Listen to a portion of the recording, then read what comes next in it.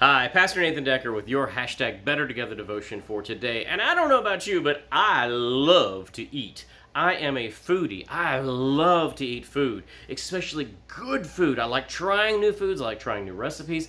I love food. And I actually, in answering the question that we're dealing with this week, where have you experienced God lately? I saw someone experience that joy of just feeling beloved and feeling taken care of in food. So this past week or so, my son, my oldest son, it was his birthday. And he was turning 18. It was a big deal. And so we wanted to make it a big deal. And we asked him, what do you want? And he said he wanted a family meal. We're a real close family. I feel so touched that he would want to spend his birthday with me rather than friends or anybody else. But he did. So we said, okay, great. We're going to do a family meal. Tell me what you want to eat. And his eyes got all teary because he said, Dad, I want you to smoke some ribs. My son loves smoked ribs, barbecue ribs. And in fact, at one time we were sitting down at the table and he was eating them, and you could tell that he was getting stuffed, but there were some more ribs left over.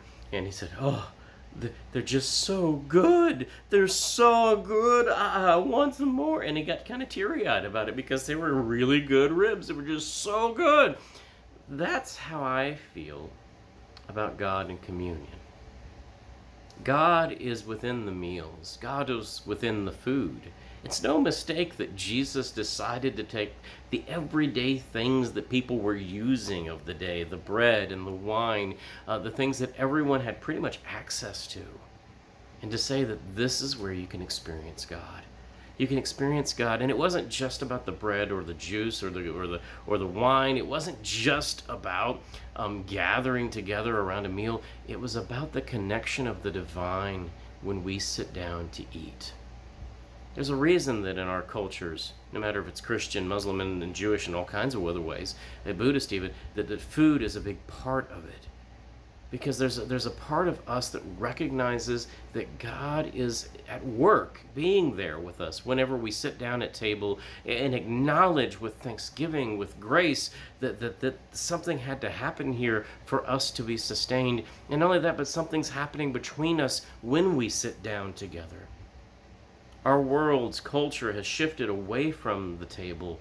I want to be counterculture and say that we need to sit down at table together. Part of the problems of families is that they don't take the time to sit at the table together and to experience God in the food, in the meal.